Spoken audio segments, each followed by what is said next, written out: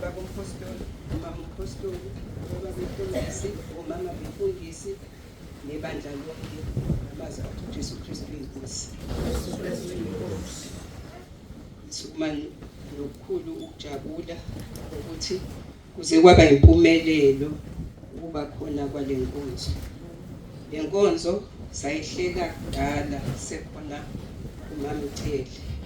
Eqinisweni sasithe sofuna indawo lapha phezulu sibeke khona itende ukuze siyenze khona le nkonzo. Okay, ngendlela kaNkulunkulu enze ngayo ke yaphumelela icebo likaNkulunkulu.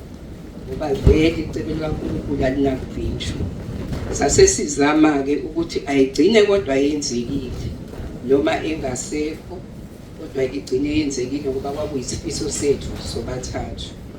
Ngempela uNkulunkulu uvumile ke ukuthi yenzeke into ikhona namhlanje. Ngokuba khona kwayo sasifisa ukuzibongela uNkulunkulu.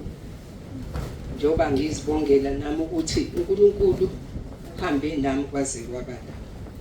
uNkulunkulu ungigcinile wangilonda. Ngikhulile ngihleli la ekhaya. Kodwa ayikho into engisizile besizwe izwi likaJesu Kristu. Ngoba ngithe noma ngihamba kodokotela ngiya la ngiyakhona kodwa ngabuya ngisenje ngoba ngihambile. Ngafike ngathola umkhuleko, ngaphulukiswa ngaba right. Ngicela ukuhlala njalo kuyena ngingasuki ngoba ungikhombisile ukuthi wethembekile yena. Ufuna ukuthi nami ngimethembe ngezikhathi zonke ngingamngabazi ngoba mangingabaza akukho kuyoluka kuyobe kusho ukuthi ngiyamngabaza yena.